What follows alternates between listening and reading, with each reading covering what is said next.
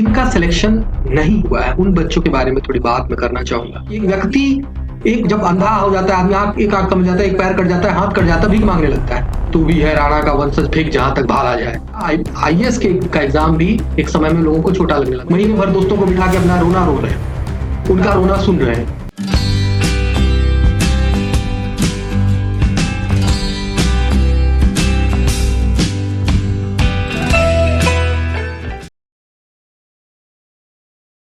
Good evening बच्चों।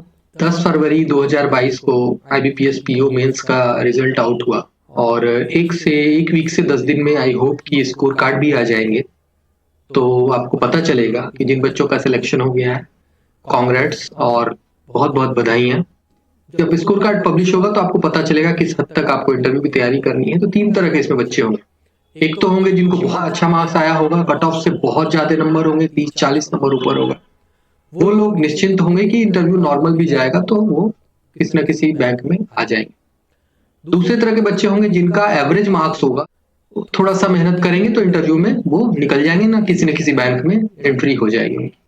तीसरे उस तरह के बच्चे होंगे जो बॉर्डर पे होंगे और वो बच्चे बेचारे थोड़े से टेंशन में होंगे कि पता नहीं इंटरव्यू में क्या होगा, तो उनको बहुत मेहनत करनी होगी बैंकिंग इंडस्ट्री में घुसने के लिए। फिर भी मैं उन सब बच्चों को कांग्रेस बोलता हूं और ये चाहूंगा कि हम लोग जो बैंकिंग इंडस्ट्री के लोग हैं, हम लोग जैसे हैं, आपको वेलकम करें। सबके सब बच्चों का हो सिलेक्शन जिन्होंने मेहनत करी है, ईमानदारी से काम करा है। चलिए इंटरव्यू के लिए तो ऑल द बेस्ट और कस के प्रिपरेशन करें। देखें जिनको अच्छा आया है वो बेहतरीन बैंक लेने की कोशिश करें। टॉप बैंक्स जो है Punjab national bank, bank of Baroda, हमारे बैंक में आए। मैं खुद बैंक ऑफ बड़ौदा में हूँ, तो वही मैं कहना चाह रहा था कि आए बैंक में, बैंकिंग इंडस्ट्री का हिस्सा बने और काम करें नए उत्साह, नए जोश के साथ। और मैं एक बात बहुत इंपॉर्टेंट इसमें जोड़ना चाहूंगा कि जिन बच्चों का अच्छा मार्क्स है वो अच्छे से मेहनत करें, बड़े बैंक्स में जाएं, जो टॉप के बैंक्स हैं उसमें घुसे। जो एवरेज बच्चे हैं वो थोड़ा मेहनत उनको भी करनी होगी, बैंकिंग इंडस्ट्री में उनको बैंक मिल जाएगा। लेकिन जो बच्चे जिनका एवरेज मार्क्स है वो उनकी थोड़ी ज्यादा मेहनत करनी होगी ताकि वो बैंकिंग इंडस्ट्री में घुस सके। कोई ना कोई बैंक उन्हें मिल जाएगा अगर मेहनत करें। तो मेहनत अगर देखें कि एस्पिरेशंस के हिसाब से मेहनत सबको करनी होगी। कोई बहुत अच्छा बैंक चाह रहा होगा, कोई बैंकिंग इंडस्ट्री में घुसना चाह रहा होगा, कोई लगभग टॉप 5 टॉप 10 बैंक्स की कोशिश कर रहा होगा। तो मेहनत तो भाई सबको करनी है और काबिलियत सबको दिखाना है। एक अवसर मिला हुआ है तो उसमें जाना है। जिनका सिलेक्शन नहीं हुआ है उन बच्चों के बारे में थोड़ी बात मैं करना चाहूंगा। मार्क्स देख के दुखी नहीं होना है बच्चों। आपके पास एक और मौका है। 7-8 महीने बाद आपको एक मौका मिलेगा जिसमें आप फिर से अपनी काबिलियत दिखा सकते हैं, ठीक है ना। इसीलिए आप चलिए दुखी हो सकते हैं, आप होंगे, ये क्वाइट ऑब्वियस है कि आपको दुख होगा, दिक्कत होगी, आपको सोच रहे होंगे, आप बार बार ये थॉट्स आपके दिमाग में चल रहे होंगे, कहाँ मैंने गलती कर दी, क्या गलती कर दी। बट स्कोर कार्ड जब रिलीज होगा तो आप उसको देख के रेक्टिफाई करने की कोशिश करें तो, और ज्यादा मजबूती के साथ अगले जो अभी जो शेड्यूल निकला है आईबीपीएस का, उसमें आप आए और ज्यादा मजबूती के साथ परफॉर्मेंस दें। आप देखिए, एक तो बात मैं कहूंगा, आप मेंस तक पहुंचे, फेल हुए, इसका मतलब यही कह रहा है कि आपने ट्राई किया है, आप करने की कोशिश कर रहे हैं, आप करना चाहते हैं, ठीक है। यही बहुत बड़ी चीज, समस्या सॉल्व हो गई कि आपका एम फिक्स है कि आपको आईबीपीएस निकालना है, ठीक है ना। आप दौड़ने का दम रखने वाले लोग हैं, ठीक है ना। तो चोट से घबराना नहीं है, चोट लगी है ठीक है, उसके लिए थोड़ा दिन दुख होगा, दर्द होगा, लेकिन उसको भूल जाना है और आगे बढ़िए। दौड़ेगा जो, उसी को चोट लगेगी। घुटने के बल चलने वाले लोगों को क्या चोट का एहसास होगा, ना उसको दौड़ने का पता है, ठीक है ना। तो उसके लिए सोचिए मत बहुत ज्यादा, कोशिश कीजिए कि इस फेज से जितनी जल्दी आप निकल सके। जैसे क्या होता है ना, कुछ बच्चे महीना ले लेते हैं इस फेज से निकलने में, वो दूसरी की बातों में बहुत ज्यादा उसमें इन्वॉल्व रहते हैं। इसका हो गया यार, इसका हो गया, तू ऐसा करता तो तेरा ऐसा हो जाता, तूने यहाँ गलती कर दी, तूने वहां। किसी के कहने पे मत जाइए, अपनी गलती को खुद देखने की कोशिश कीजिए। मैंने पिछली वीडियो में भी कहा है कि आप में क्या कमियां हैं और आप में क्या पोटेंशियल है, वो किसी का दिन नहीं है कि जजमेंट कर सके या बोल सके, वो सिर्फ आप जज कर सकते हो, ठीक है ना। तो आप खुद देखो कि आपने क्या क्या गलतियां कर दी हैं। आपने सवाल बनाया, आपको पता होगा, आपका स्कोर कार्ड है, आपको पता होगा कि आपने क्या गलतियां कर दी। आप उसको ध्यान से देखें और रेक्टिफिकेशन का काम जितनी जल्दी हो सके स्टार्ट कर, ठीक है। 7-8 महीने बाद फिर एग्जाम होगा, उसमें फिर परफॉर्मेंस देना है आपको। देखिए बच्चों, जिनका नहीं हुआ, एक छोटी सी स्टोरी मैं बताना चाहूंगा बच्चों कि आप नाम जानते होंगे महाराणा संग्राम सिंह का। राणा सांगा के नाम से उनको जाना जाता है। महाराणा संग्राम सिंह राजपूतों के एक बहुत बड़े राजा थे। और आपको बताऊं मैं बच्चों, उनका एक आंख नहीं था, एक हाथ नहीं था, पूरे शरीर पर 80 लड़ाई के दौरान होने वाले घाव थे। ऐसे वैसे घाव नहीं, भाला का छेद, तलवार से कटा हुआ बड़ा बड़ा, ठीक है ना। पूरे शरीर पे 80 ऐसे घाव थे जो उनको दिन ब दिन दर्द देते थे, पूरी तरह से खत्म नहीं हो गए थे। लेकिन फिर भी 1520 ईस्वी सन के आसपास में इब्राहिम लोदी से उनकी सेना का की लड़ाई होती है। और वो व्यक्ति, सोचिए कैसे घोड़े पे बैठ के, एक हाथ का व्यक्ति, एक आंख वाला व्यक्ति, कैसे पूरे अपने लड़ाई को बैलेंस करते हुए अब आगे बढ़ा और इब्राहिम लोदी की सेना को हराया, ठीक है ना। हरा के उसके रीजन पे कब्जा भी कर लिया, उसके बच्चों को बंदी बना के रैंसम लिया इब्राहिम लोदी से कि जितना भी लड़ाई में ये सब दिक्कत हुई है, मेरा घाटा हुआ है, मेरा जो इतनी खर्च हुआ है उसको दो, उसके बदले में बच्चा मैं तुम्हें दूंगा। तो इस तरह की चीज आप सोचिए। और वो एक ऐसे राजपूत राजा थे जिनसे इंस्पायर होकर महाराणा प्रताप बने, है ना। तो आप देखिए, सोचिए कि एक व्यक्ति, एक जब अंधा हो जाता है आदमी, एक आंख कम जाता है, एक पैर कट जाता है, हाथ कट जाता है, भीख मांगने लगता है। और वो व्यक्ति जो एक आंख नहीं है, एक हाथ नहीं है, सोचिए घोड़े पे चलने में बैलेंस कैसे करता होगा। और 20-20, 25-25 किलो का भाला लेके चलाते थे एक हाथ से। तो उस व्यक्ति में इतनी जीवटता थी, उनको जो उनका जो एम था कि हमको इब्राहिम लोदी से लड़के उसको भगाना है, तो वो अगर उनको जीवित नहीं रखता और उसको उनकी जीवटता उतनी नहीं होती तो आधा युद्ध तो ऐसे ही हारे हुए थे।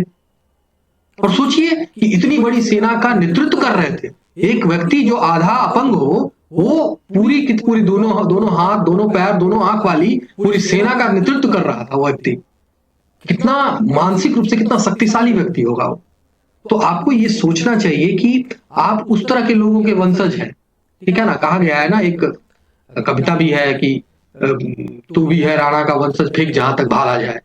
तो उस तरह की चीजें हैं, भारत में ऐसे लोग हुए हैं। तो आप आईबीपीएस एक एग्जाम है, बस एग्जाम क्या चीज है, आप चाह लेंगे तो आईबीपीएस बहुत छोटी चीज है, ठीक है ना। अगर आप चाह लेंगे कि मेरे को ये करना है और सही पाथ पे चल रहे होंगे, तो आईबीपीएस क्या, आईएएस का एग्जाम भी एक समय में लोगों को छोटा लगने लगता है, उनको लगता है कि बहुत इजीली किया जा सकता है, ठीक है ना। तो मैं बस यही कहना चाह रहा हूं कि मजबूती से उठिए।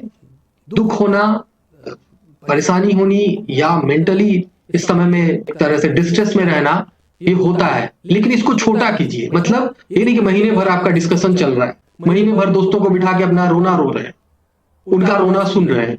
इसको कम कर दीजिए, इसको 1 सप्ताह का बनाइए, कोशिश कीजिए, मजबूत बनिए और फिर अगले पढ़ाई में लग जाइए रेक्टिफिकेशन करते हुए, ठीक है ना। और ज्यादा कोशिश कीजिए कि आप मेंस तक पहुंचे हैं तो वहां कुछ ना कुछ गलती हुई होगी, उन गलतियों, उन कमियों को ध्यान दीजिए, अपनी कमियों को एक्सेप्ट करिए, एक्सेप्ट करने की कोशिश कीजिए, तो आपको जल्दी सफलता मिलेगी। आप मेरा पीछे का वीडियो देखेंगे तो आपको पता चलेगा कि मैं भी आपकी तरह ही नॉर्मल एक जनरल कैंडिडेट था, और कैसे मैंने अपने थॉट से लड़ाई लड़ी और किस तरह से मेरा बहुत अच्छा मार्क्स वार्क्स भी नहीं था। मैंने उस वीडियो में चर्चा की है, लिंक होगा डिस्क्रिप्शन में दिया गया होगा, आप देखें, वहां पे मेरे चैनल पे वो दिया हुआ है, देखिए उसमें आपको लगेगा कि चलो ये भी कर रहा है तो हम भी कर ही लेंगे।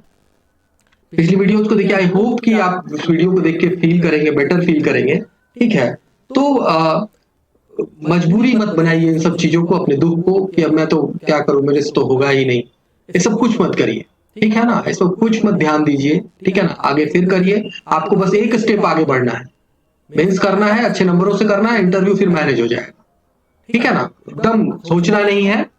और जो भी वीडियोस डिटेल दिए हुए हैं उनको देखिए, और हो सकता है कि आप मोटिवेटेड फील करें और निकलिए जल्दी से जल्दी इस फेज से निकलिए बच्चों, ताकि आप आगे अपकमिंग एग्जाम्स के लिए बेहतर रंग से अपने आप को प्रिपेयर कर सके।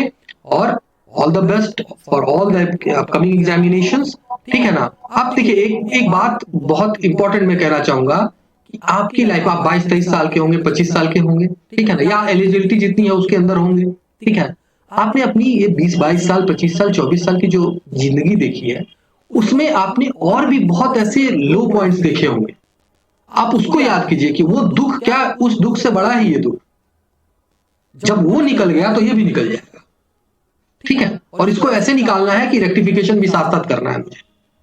ठीक है, तो आप देखिए आपकी लाइफ में ऐसी चीजें होंगी जब आप पूरी तरह से निराश हो गए, आपको लगा नहीं बर्बाद है जिंदगी, कुछ नहीं रखा है जिंदगी में, तो वो समय सोचिए और इस समय को सोचिए, ये बस एक प्रोफेशनल फेलियर है। ठीक है ना, इसको इससे आप ओवरकम कर सकते हैं, अपने मजबूत इरादों से कर सकते हैं।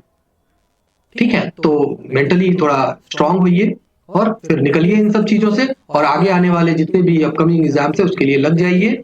और मैं कोशिश करूंगा कि आगे आपके लिए क्या स्ट्रेटजीज है इन सब रिलेटेड वीडियोस डालूं, और साथ ही साथ इंटरव्यू में जिनका इंटरव्यू के लिए कॉल है उन सब बच्चों के लिए प्रोबेबल क्वेश्चंस क्या क्या है, कॉमन क्वेश्चंस क्या होते हैं, क्या उनके आंसर्स होने चाहिए, क्या मैंने दिए थे जब मैं बैठा था आईबीपीएस पीओ में। तो उस समय में जो कि मैं बताऊं तो मेरा सिलेक्शन आईबीपीएस पीओ के थ्रू ही हुआ था बैंक ऑफ बड़ौदा में, और उस समय काफी अच्छे मार्क्स के साथ हुआ था। मेरी रैंकिंग भी ऑल इंडिया काफी अच्छी थी जहां तक मुझे जानकारी मिली थी।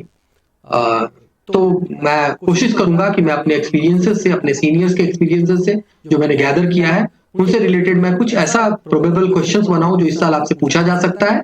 साथ ही साथ कुछ कॉमन क्वेश्चन जिसपे आप बच्चा अटकता है या उसको लगता है क्या जवाब दूं या क्या बोलूं जो अच्छा लगेगा सामने पैनलिस्ट को, उन सब बारे में मैं वीडियोस बनाऊंगा डिटेल में। वेट करें, चैनल को देखते रहें। ठीक है, थैंक यू वेरी मच।